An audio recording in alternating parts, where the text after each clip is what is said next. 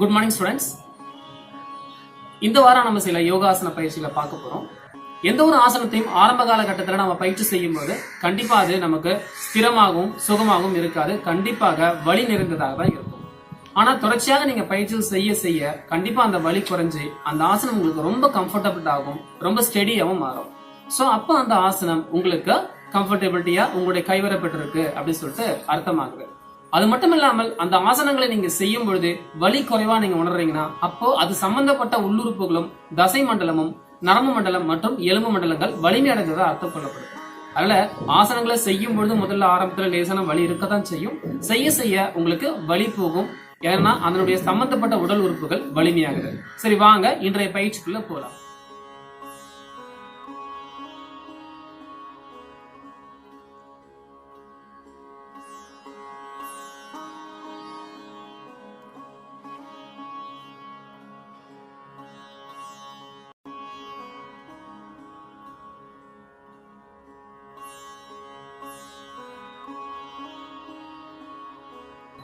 Students, நாம இப்ப பார்க்க இருக்கக்கூடிய ஒரு ஆசன பயிற்சி, இதுவும் கால்கள் நீட்டிய நிலையில் வரக்கூடிய ஆசன பயிற்சின்ற வகையில வருது. இது ஒரு ப்ரிப்பரேட்டரி பிராக்டிஸா நம்ம எடுத்துக்கலாம். இது ஹர்த்த பாலாசனம் அப்படின்னு சொல்லுவாங்க. ஆங்கிலத்துல ஆஃப் பேபி போஸ், தமிழ்ல குழந்தை ஆசனம் அப்படின்னு சொல்லுவாங்க. இந்த ஆசனம் உங்களுடைய இடுப்பெலும்பு பகுதிகளுக்கு நல்ல நெகிழ்வுத்தன்மையும் கால்களுக்கு நல்ல ரத்த ஓட்டத்தையும் குழந்தைகளுக்கு நடை சம்பந்தப்பட்ட பிரச்சனைகள் இருந்தால் அதனை குறைக்கவும் உதவுகிறது. இடுப்பு பகுதியை வலிமையாக்குவதற்கும் உங்களுடைய சிறுநீரக பகுதிகள் வலிமையாவதற்கும் இந்த ஆசனம் மிகுந்த உதவி புரிகிறது. வாங்க பயிற்சிக்குள்ள போலாம். ஸோ முதல்ல சுகாசனத்துல உட்காந்துக்கங்க. ஸோ ஒரு கால் மேல போட்டு, எந்த காலை நம்ம தூக்க போறோமோ அந்த காலை மேல போட்டு அர்த்த பத்மாசனம் என்ற ஒரு ஆசன நிலைக்கு இப்போ அவர் வந்திருக்காரு. ஓகே, ஸ்லோவா உங்களுடைய லெஃப்ட் லெக் மேல தூக்கி அந்த கால்களுக்கு இடையில உங்களுடைய 2 கைகளையும் விட்டு பாருங்க எந்த அளவுக்கு நிதானமா சரியா விடுறாரு பாருங்க. சோ நமஸ்கார், தட் மீன்ஸ் வணக்கம் சொல்றபடி நீங்க வச்சுக்கோங்க. சோ இது பார்க்கறதுக்கு ரொம்ப எளிமையா ப்ரிப்பரேட்டரி பிராக்டிஸா இது இருக்கும். இதை நீங்க பண்ணும்போது உங்களுடைய தொடை பகுதிகளையும் இடுப்பினுடைய இணைப்பு பகுதி, அதாவது சியாட்டிகா ரீஜன்லயும் உங்களுக்கு லேசான வலி ஏற்படலாம். தொடை பகுதியில லேசான ஸ்ட்ரெச்சிங் ஃபீலிங் உங்களுக்கு கிடைக்கும். ரொம்ப ஹெவியா ட்ரை பண்ணாதீங்க, லேசான தன்மையில இதை ட்ரை பண்ணி டே பை டே பிராக்டிஸ்ல நீங்க இதை இம்ப்ரூவ் பண்ணிக்கலாம். ஸோ இந்த பொசிஷன்ல நீங்க இருக்கும்போது முடிஞ்ச அளவுக்கு உங்களுடைய முதுகு தண்டை நேராக்கிறதுக்கு ட்ரை பண்ணுங்க. ஸோ எந்த அளவுக்கு முதுகும் கழுத்தும் நேரா இருக்கோ அந்த அளவுக்கு உங்களுக்கு தொடைப்பகுதியில் லேசான வலி அதிகமாகும். படிப்படியாக இந்த நிலையை நீங்க அதிகரிக்கலாம். இது வேரியேஷன் 1 அப்படி சொல்லுவாங்க. இதுல வேரியேஷன் 2 இதுல நல்ல இம்ப்ரூவ்மெண்ட்ஸ் கிடைச்சதுக்கு அப்புறமா நீங்க அதே நமஸ்கார் வைக்காம உங்களுடைய தாடையை போய் நீங்க பிடிச்சிக்கலாம். எந்த அளவுக்கு அழகா தாடையை போய் பிடிச்சிருக்காங்க பாருங்க. இந்த அளவுக்கு தாடையை பிடிக்கிறது உங்களுடைய ஹிப்புக்கும் அந்த லெக்குக்கும் இருக்கக்கூடிய பிளெக்சிபிலிட்டி நல்லா இருக்கும்போது மட்டும்தான் இது நடக்கும். இந்த பொசிஷன்லயும் உங்களுடைய அடி முதுகு பகுதியில லேசான வலி இருக்கும். சோ அந்த வலியை நீங்க லேசானதாக இருக்கிற வரைக்கும் உணருங்க. வலி அதிகமாகிற பட்சத்துல நீங்க உடனே ரிலீஸ் பண்ணிடலாம். சோ இந்த பயிற்சியில இந்த நிலையில நீங்க 10 to 15 செகண்ட் வரைக்கும் இருந்ததுக்கு அப்புறமா நிதானமா உங்களை கைகளை கீழே இறக்கி கால்களை ரிலீஸ் பண்ணி அர்த்த பத்மாசன நிலைக்கு வந்துருங்க. So keep chin mudra, close your eyes, take a deep breathing 5 to 10 times. இதுல உங்களுடைய இடுப்பு பகுதியிலையும் அந்த சியாட்டிகா ரீஜன்லயும் உங்களுக்கு அந்த வலி போனதுக்கு அப்புறமா ஆப்போசிட் சைடும் நீங்க ட்ரை பண்ணலாம். இது 3 ரவுண்ட்ஸ் முடிச்சதுக்கு அப்புறமா சிட்டி ரிலாக்ஸ் எடுத்துட்டு அதுக்கப்புறமா நீங்க ஃபர்தரா நெக்ஸ்ட் ஆசனாஸ் பிராக்டிஸ்க்குள்ள போகலாம்.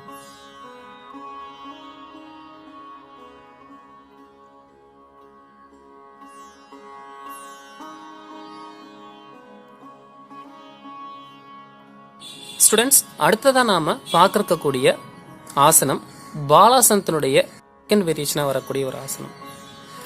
ஏற்கனவே நம்ம பார்த்த பாலாசனம் கால்களை மடிச்ச நிலையில நம்ம செஞ்சோம். இந்த ஆஃப் பேபி போஸ் நம்ம கால்களை நீட்டிட்டு செய்ய போறோம். பலன்கள் இரண்டுக்குமே ஒன்று அப்படின்னு சொன்னாலும் உங்களுடைய பயிற்சியினுடைய அந்த வளர்ச்சியை நீங்க தெரிஞ்சுக்கிறதுக்கு இந்த செகண்ட் வேரியேஷனை நீங்க யூஸ் பண்ணிக்கலாம். வாங்க எப்படி பாலாசனா 2 பண்ணலாம்னு சொல்லிட்டு நம்ம பார்க்கலாம். ஸோ முதல்ல கால்களை நீட்டி 2 கால்கள் நீட்டி அமர்ந்து உட்காருங்க. நிதானமா கால்களை 2 நீட்டி ஒன்னா சேர்த்து இந்த தண்டாசன பொசிஷன்ல நீங்க ரெடி பொசிஷன்ல உட்காந்துருக்கீங்க. எப்படி ஏற்கனவே பாலாசனா 1ல நாம என்ன பண்ணுமோ அதே போலதான் பண்ண போறோம். Okay, so now slowly rice up your right leg. Okay, அதே போல் ரெண்டு கால்களுக்கு நடுவில், அதாவது காஃப் மசில்ஸ்க்கு கீழே நீங்கள் ரெண்டு கைகளும் வெளில விட்டு இதே நமஸ்கார் பொசிஷனில் நீங்கள் ட்ரை பண்ணலாம். இந்த டைமில் இன்னொரு காலம் நீட்டி வச்சிருக்கனால அதனுடைய தொடை பகுதியிலும் லேசான அந்த ஸ்ட்ரெச்சிங் ஃபீலிங் கிடைக்கும்.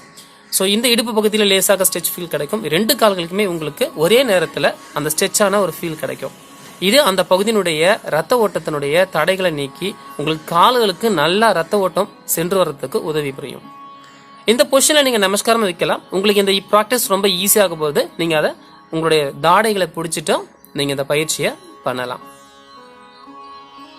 தாடைகளை பிடிச்சிட்டு பண்ணும்பொழுது உங்களோட முதுகு லேசாக வளையும். அந்த நேரத்தில் உங்கள் முதுகை நேராக்கிறதுக்கு நீங்கள் ட்ரை பண்ணுங்கள். முதுகு நேராக்கும் பொழுது தாடையை விட்டுடக்கூடாது. இது ரொம்ப முக்கியமான ஒரு கண்டிஷன். இந்த பொசிஷனில் 10 to 15 செகண்ட்ஸ் இருந்துட்டு ஸ்லோவாக உங்கள் ஹேண்ட்ஸை ரிலீஸ் பண்ணுங்க. Okay, release your hands completely and down your leg. இப்போ இதே நம்ம ஆசனத்தை நம்ம ஆப்போசிட் சைட் ட்ரை பண்ண போகிறோம். ஓகே, நான் same is in opposite side. நான் ஃபோல்ட் யுவர் லெஃப்ட் லெக். ரெண்டு கைகளும் அந்த கால்களுடைய அந்த காஃப் மசில்ஸுக்கு கீழே நீங்கள் விட்டுட்டு உங்களுடைய நமஸ்கார் வைக்கிறீங்க. கைகளை ஒன்றா சேர்த்து பின்பு நிதானமாக உங்களுடைய தாடைகளை பிடிச்சிக்கலாம். ஸோ முடிஞ்ச அளவுக்கு முதுகையும் கழுத்தையும் நேராக்கிறதுக்கு ட்ரை பண்ணுங்க. இந்த பொசிஷனில் நீங்கள் 10 to 15 செகண்ட்ஸ் அசையாமல் இருக்கணும். ஸோ கைகளை பின்புறம் வச்சு கால்களை கொஞ்சம் தளர்வாக விட்டு கண்களை மூடி சிட்டிங் ரிலாக்ஸேஷன் எடுத்துக்கலாம். சிட்டிங் ரிலாக்ஸேஷனில் உங்களுக்கு தொடையிலும் இடுப்பு பகுதியிலும் ஏற்படக்கூடிய வலி முழுவதாக குறைஞ்சதுக்கு அப்புறமா இதே ஆசனத்தை இன்னும் 2 more times நீங்கள் ப்ராக்டிஸ் பண்ணலாம்.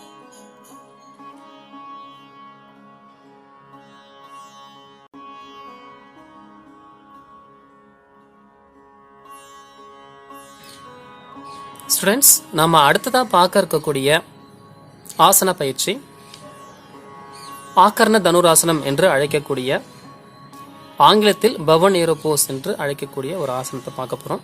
இதை தமிழில் வில் அம்பு ஆசனம் அப்படின்னு சொல்லிட்டு அழைப்பாங்க. இந்த ஆசனத்தோட முக்கிய பலனை நம்ம தெரிஞ்சுக்க வேண்டியது, மாணவர்களிடையே உங்களுக்கு கவன சக்தியை அதிகரிக்கக்கூடிய ஒரு அற்புதமான பயிற்சியாக இது யோகா நூட்களில் குறிப்பிடப்படுது.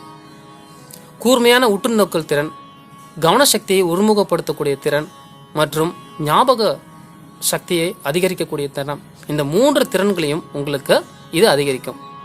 அந்த அளவுக்கு ஒரு அற்புதமான இதை பயிற்சியை எப்படி செய்யுதுன்னு நம்ம பார்க்கலாம் வாங்க. முதல்ல கால்களை நீட்டி வசதியான அமர் நிலையில் நீங்கள் ஒரு 5 சுவாசம் எடுத்ததுக்கு அப்புறமா நிதானமாக உங்களுடைய 2 கைகளையும் எடுத்து உங்களுடைய தொடை மேலே வச்சுக்கலாம். இது இந்த ஆகர்ண தனுராசனம் செய்வதற்கான ரெடி பொசிஷன். இப்போ நிதானமாக 2 கைகளையும் மேலே தூக்கிக்கிட்டு மூச்சு உள்ள எடுத்துகிட்டே தூக்கலாம். Inhale and up your hands and slowly change your fingers like a gun and slowly bend forward and catch your big toe. So நிதானமாக உங்களுடைய 2 கால்களுடைய கட்டவர்களையும் சரியாக பிடிச்சிக்கோங்க.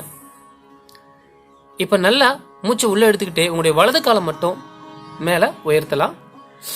அந்த வலது காலுடைய பாதம் உங்களுடைய காதனுடைய பக்கவாட்டு பகுதிக்கு வரும் அளவுக்கு நீங்கள் உயர்த்தலாம். இந்த நேரத்தில் உங்களுடைய எல்போஸை, கைகளுடைய அந்த எல்போஸ் மேல்முகமாக பார்த்தபடி இருக்கணும். அதாவது தலைக்கு மேலே இருக்க மாதிரி இருக்கும். மற்ற கால் நேராகவும் முட்டி வளையாமலும் அந்த கால் கட்ட விரலை சரியாக உங்களுடைய கை விரல்கள் பிடிச்சபடியும் இருக்கணும். இந்த பொசிஷனில் 10 to 15 செகண்ட்ஸ்க்கு நீங்கள் இருந்ததுக்கு அப்புறமா slowly down your leg with exhalation and slowly raise up your hands with inhalation and down slowly with exhalation. Okay, so put your hands on the back. Take some sitting relaxation. இந்த பொசிஷனில் நீங்கள் up to 10 breathings வரைக்கும் எடுத்தது கால்கள்லையும் தொடைகள்லையும் வலி சரியாக போனதுக்கு அப்புறமா நீங்கள் ஆப்போசிட் சைடும் ட்ரை பண்ணலாம். இந்த அர்த்த பாலாசனம் மற்றும் ஆகர்ண தனுராசனம் இந்த 2 ஆசன வகைகளை எளிமையாக செய்யறதுக்கான ஒரு சில அடிப்படை பயிற்சிகள் இருக்கு. அந்த பயிற்சிகளை நம்ம எப்படி செய்யுதுன்னு பார்க்கலாம் வாங்க.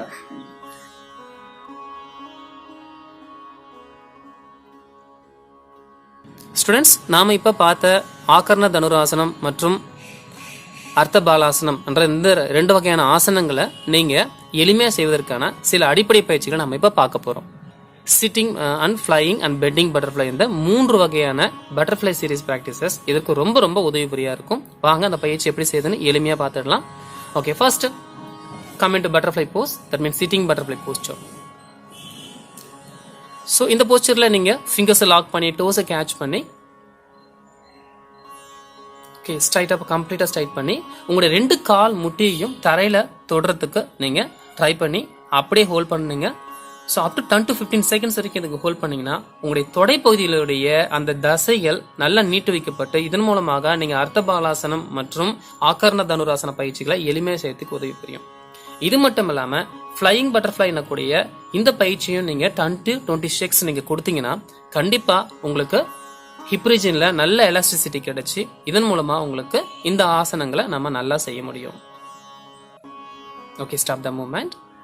ஓகே, அடுத்ததா நம்ம பெண்டிங் பட்டர்ஃபிளை பயிற்சியை பார்க்க போறோம். இந்த பயிற்சி எப்படி செய்யுதுன்னு பார்க்கலாம். கொஞ்சம் கால்களை முன்புறமா நகர்த்தி வச்சுக்கோங்க.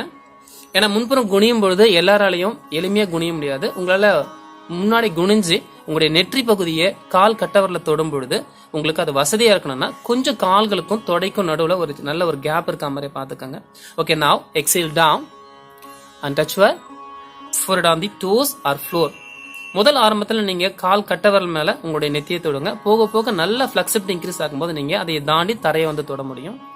ஸோ இங்க இவங்க வந்து தரையை தொட்டு இருக்காங்க. ஏன்னா உங்களுக்கு பாடி ஃபிளெக்சிபிலிட்டி ரெகுலர் ப்ராக்டிஸ் நல்லா இம்ப்ரூவ் ஆயிருக்கு. ஓகே, நவ் இனியலாம்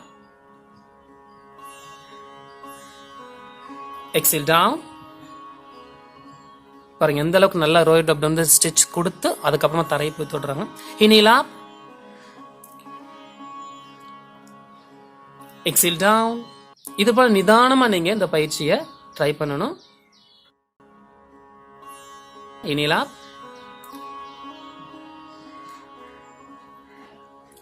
எக்ஸேல் டவுன்.